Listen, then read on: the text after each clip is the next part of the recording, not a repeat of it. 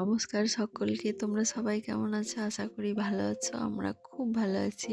আর এখানে ওর বাবার সাথে বেড়াতে গেছিল। এসে আমার সাথে অনেক গল্প, অনেক কথা সব শুনছিলাম।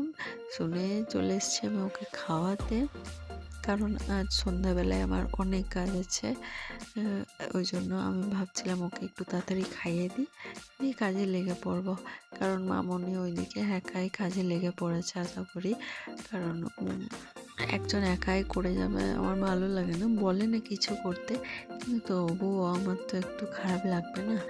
কারণ একা একা একটা মানুষ এতগুলো মানুষের জন্য পিঠা করবে। আজ হচ্ছে পিঠা বড়।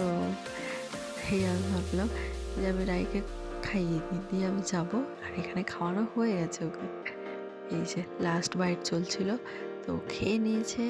খেয়ে এবার আমি তাড়াতাড়ি তাড়াতাড়ি বাটি রেখে জল আনতে গেলাম। কারণ বলছে যাবো, জলটা তাড়াতাড়ি নিয়ে যে খাইয়ে দিলাম ননকে।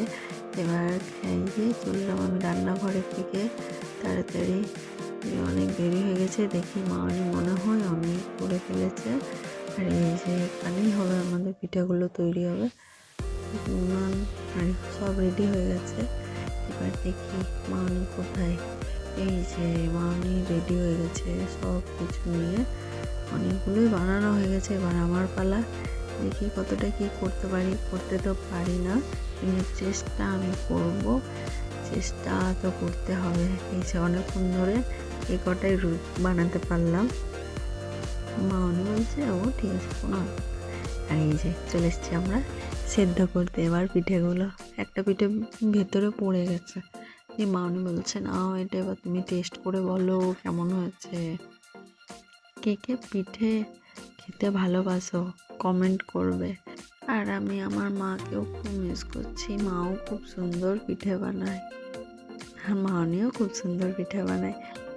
তো আমরা তো খুব তাড়াতাড়ি মায়ের কাছে যাব, মায়ের কাছে আমি পিঠে খেতে।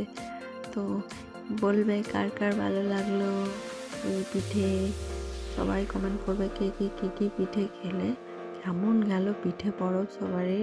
তো এরকম ছোট্ট ছোট্ট ভিডিও নিয়ে আবার আসবো। টাটা।